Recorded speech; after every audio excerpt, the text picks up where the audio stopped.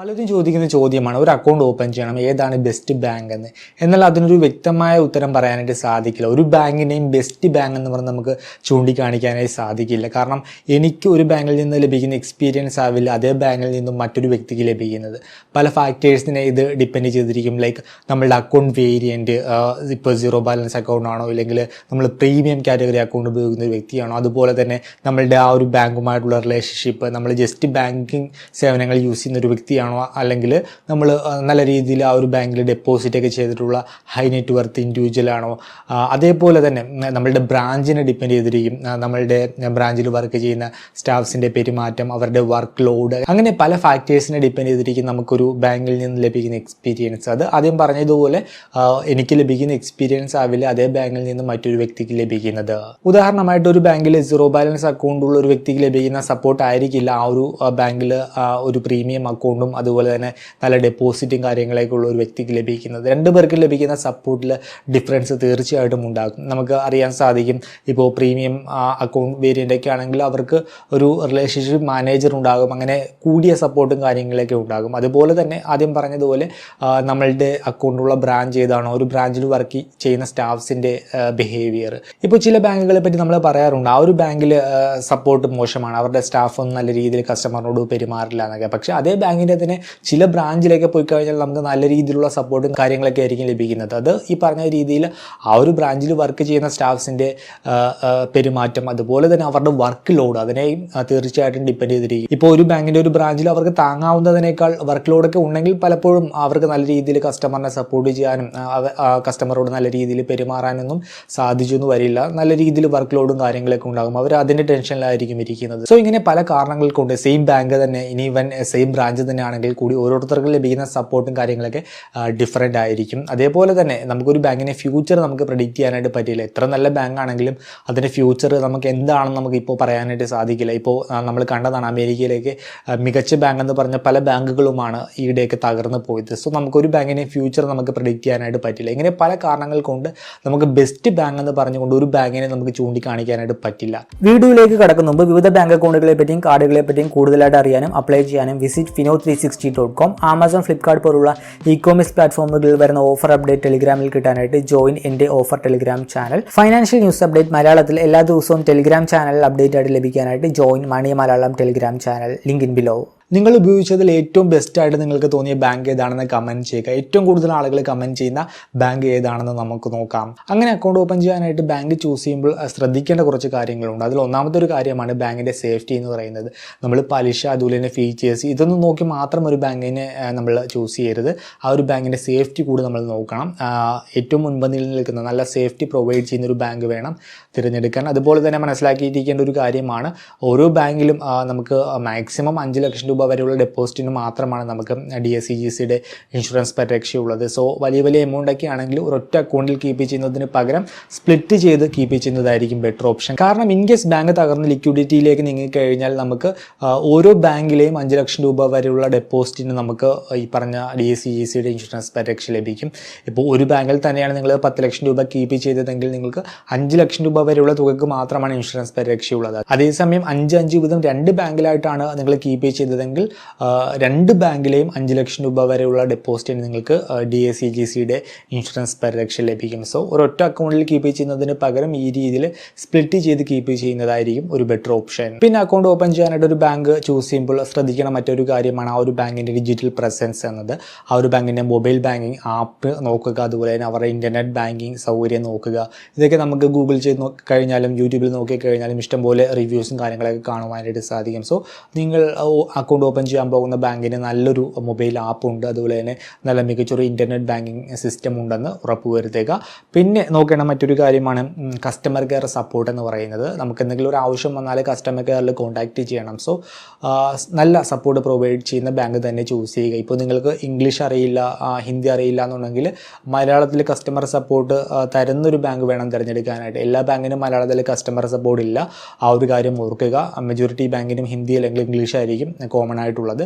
അപ്പോൾ ഇപ്പോൾ കേരളം ബേസ് ചെയ്തുള്ള ബാങ്ക് ആണെങ്കിൽ മിക്ക ബാങ്കിനും ഈ പറഞ്ഞ മലയാളം കസ്റ്റമർ സപ്പോർട്ട് ഉണ്ട്. സോ നിങ്ങൾക്ക് കംഫർട്ടബിൾ ആയിട്ടുള്ള ലാംഗ്വേജിൽ കസ്റ്റമർ സപ്പോർട്ടുള്ള ഒരു ബാങ്ക് വേണം തിരഞ്ഞെടുക്കാൻ. പിന്നെ ഒരു ബാങ്ക് ചൂസ് ചെയ്യുമ്പോൾ ശ്രദ്ധിക്കണം മറ്റൊരു കാര്യമാണ് ബ്രാഞ്ച് അവൈലബിലിറ്റി എന്ന് പറയുന്നത്. നമുക്ക് എന്തെങ്കിലും ഒരു പ്രശ്നം നേരിട്ട് കഴിഞ്ഞാൽ നമുക്ക് നേരിട്ട് പോയിട്ട് ചോദിക്കാനുള്ള ഒരു ബ്രാഞ്ച് വേണം.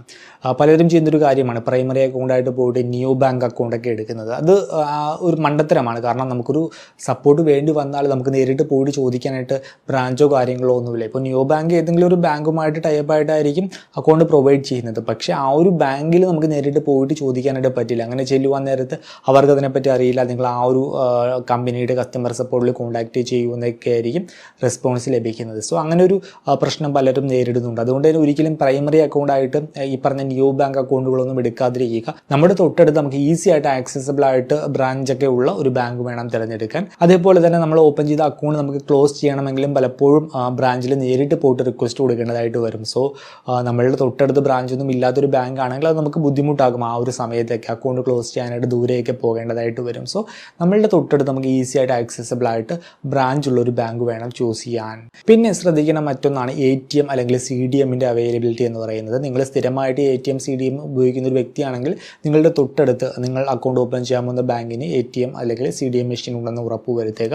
ഇപ്പോൾ പല ബാങ്കിൻ്റെയും സ്വന്തം ATM ആണെങ്കിൽ നമുക്ക് അൺലിമിറ്റഡ് ട്രാൻസാക്ഷൻ നടത്താനായിട്ട് സാധിക്കും. സോ അങ്ങനെയുള്ള ഒരു ബാങ്ക് ആണെങ്കിൽ നിങ്ങളുടെ തൊട്ടടുത്ത് ആ ഒരു ബാങ്കിൻ്റെ ATM ഉണ്ടെങ്കിൽ പ്രത്യേകിച്ച് റെസ്ട്രിക്ഷൻ ഒന്നും ഇല്ലാതെ അൺലിമിറ്റഡ് ATM ട്രാൻസാക്ഷൻ നടത്തുവാനായിട്ട് സാധിക്കും. അതേസമയം നിങ്ങളുടെ ബാങ്കിൻ്റെ സ്വന്തം ATM ഇല്ല, മറ്റൊരു ബാങ്കിൻ്റെ ATM ആണെങ്കിൽ പലപ്പോഴും നമുക്കൊരു മാസം 5 ഇടപാടൊക്കെയാണ് സൗജന്യമായിട്ട് ചെയ്യാനായിട്ട് സാധിക്കുക. സോ ATM അതുപോലെ തന്നെ CDM മെഷീൻ ഉപയോഗിക്കുന്ന ഒരു വ്യക്തിയാണെങ്കിൽ അതിൻ്റെ അവൈലബിലിറ്റി ഉറപ്പുവരുത്തുക. അങ്ങനെ ഈ പറഞ്ഞ കാര്യങ്ങളൊക്കെ പരിഗണിച്ചുകൊണ്ട് നമ്മളൊരു ബാങ്ക് നമ്മൾ ചൂസ് ചെയ്തു, ഇന്ന ബാങ്കിൽ അക്കൗണ്ട് ഓപ്പൺ ചെയ്യണം. ഇനി നോക്കേണ്ടത് എങ്ങനെ ഏത് ടൈപ്പ് അക്കൗണ്ട് വേണം നമുക്ക് ഓപ്പൺ ചെയ്യാനായിട്ട്. ഇപ്പോൾ നിങ്ങൾക്ക് പേഴ്സണൽ യൂസിനായിട്ടാണെങ്കിൽ നിങ്ങൾക്ക് സേവിങ്സ് അക്കൗണ്ട് യൂസ് ചെയ്യാം. അതേസമയം ബിസിനസ് പർപ്പസിനാണെങ്കിൽ നിങ്ങൾ ഓപ്പൺ ചെയ്യുന്നത് കറണ്ട് അക്കൗണ്ട് വേരിയൻ്റ് ആണ്. ഇനി നിങ്ങൾ NRI ആണെങ്കിൽ നിങ്ങൾ ഓപ്പൺ ചെയ്യുന്നത് NRO അക്കൗണ്ടാണ്, അല്ലാതെ പോയിട്ട് സേവിങ്സ് അക്കൗണ്ട് അല്ല ഓപ്പൺ ചെയ്യുന്നത്. സോ നിങ്ങൾക്ക് നിങ്ങളുടെ ആവശ്യകത അനുസരിച്ച് ഏത് അക്കൗണ്ട് ടൈപ്പാണോ വേണ്ടത് അത് സെലക്ട് ചെയ്യുക.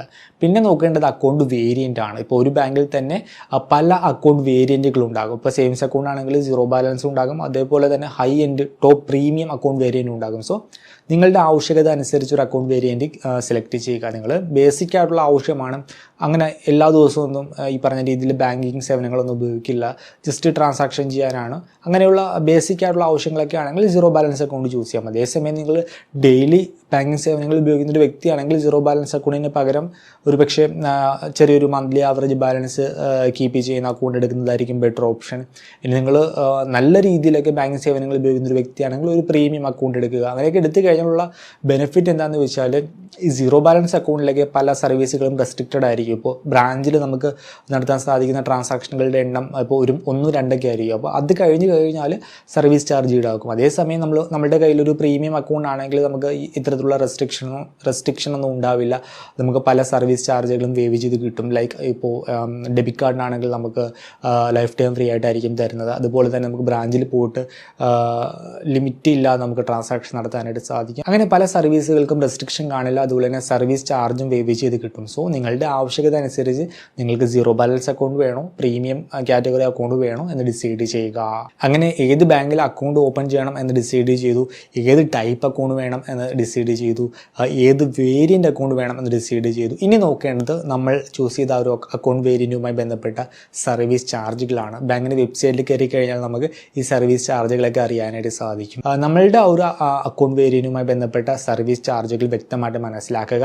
അങ്ങനെ മനസ്സിലാക്കി ഉപയോഗിച്ച് കഴിഞ്ഞാൽ നമുക്ക് ഈ സർവീസ് ചാർജ് കൊടുക്കുന്നത് ഒഴിവാക്കാനായിട്ട് സാധിക്കും. ഇതൊന്നും മനസ്സിലാക്കാതെ നമ്മൾ പോയിട്ട് ഏതെങ്കിലും ഒരു ബാങ്കിൽ പോയിട്ട് ഏതെങ്കിലും ഒരു അക്കൗണ്ട് ഓപ്പൺ ചെയ്ത് നമ്മുടെ അക്കൗണ്ടിൽ നിന്നും ഈ പറഞ്ഞ സർവീസ് ചാർജുകൾ എടുക്കുമ്പോഴായിരിക്കും നമ്മൾ അങ്ങനെ ഒരു ചാർജ് ഉണ്ടെന്ന് മനസ്സിലാക്കുന്നത്. എന്നിട്ട് ആ ഒരു ബാങ്കിനെ കുറ്റം പറഞ്ഞിട്ട് ഒരു കാര്യമില്ല. കാരണം ആ ഒരു ബാങ്കിൻ്റെ വെബ്സൈറ്റിലും അവരുടെ ബ്രോഷറിലും കാര്യങ്ങളിലൊക്കെ ഈ സർവീസ് ചാർജൊക്കെ അവർ വ്യക്തമായിട്ട് കൊടുത്തിട്ടുണ്ടാകും. നമ്മളത് മനസ്സിലാക്കാതെ പോയി എടുക്കുന്നതാണ് പലപ്പോഴും നമുക്ക് പറ്റുന്ന തെറ്റെന്ന് പറയുന്നത്. സോ ഒരു അക്കൗണ്ട് ഓപ്പൺ ചെയ്യാനായിട്ട് പോകുമ്പോൾ ഈ കാര്യങ്ങളൊക്കെ വെച്ചുകൊണ്ട് നിങ്ങൾക്ക് ബെസ്റ്റ് എന്ന് തോന്നിയ ഈ പറഞ്ഞ ഫാക്ടേഴ്സൊക്കെ ഓക്കെ ആയിട്ട് വരുന്ന ബാങ്ക് ഏതാണോ ആ ഒരു ബാങ്ക് ചൂസ് ചെയ്ത് നല്ലൊരു അക്കൗണ്ട് വേരിയൻ്റ് സെലക്ട് ചെയ്ത് അക്കൗണ്ട് ഓപ്പൺ ചെയ്യുക. അല്ലാതെ ആദ്യം പറഞ്ഞതുപോലെ ഏത് ബാങ്കാണ് ബെസ്റ്റ് ബാങ്ക് എന്ന് ചോദിച്ചു കഴിഞ്ഞാൽ അതിന് വ്യക്തമായിട്ട് ഒരു ഉത്തരം പറയാനായിട്ട് സാധിക്കില്ല. ഇപ്പോൾ എൻ്റെ എക്സ്പീരിയൻസ് വേണമെങ്കിൽ എനിക്ക് പറയാനായിട്ട് സാധിക്കും, പക്ഷേ അതേ എക്സ്പീരിയൻസ് ആവില്ല ആ ഒരു ബാങ്കിൽ മറ്റൊരു വ്യക്തിക്കുള്ളത്. പലപ്പോഴും പലപ്പോഴും പല കമൻറ്റിലും കാണാനായിട്ട് സാധിച്ചിട്ടുണ്ട്. ഞാൻ ചില വീഡിയോയിലൊക്കെ എൻ്റെ ബാങ്കിങ് എക്സ്പീരിയൻസ് ഒക്കെ പറഞ്ഞപ്പോൾ ആ ബാങ്ക് കൊള്ളില്ല, അങ്ങനെയാണ് ഇങ്ങനെയാണെന്നൊക്കെ പലരും കമൻറ്റ് ചെയ്തിട്ടുണ്ട്. കാരണം അവർക്ക് നേരിടേണ്ടി വന്ന എക്സ്പീരിയൻസ് മറ്റൊന്നാണ്. സോ അതുകൊണ്ടാണ് പറഞ്ഞത് ഒരു ബാങ്കിനെയും ബെസ്റ്റ് ബാങ്ക് എന്ന് പറഞ്ഞ് ചൂണ്ടിക്കാണിച്ച് തരാനായിട്ട് പറ്റില്ല. അപ്പോൾ ഈ ഒരു വീഡിയോ ഇഷ്ടമായെന്ന് കരുതുന്നു. മറ്റൊരു വീഡിയോയിൽ മറ്റൊരു ടോപ്പിക്കുമായി കണ്ടുമുട്ടാമെന്ന പ്രതീക്ഷയോടുകൂടി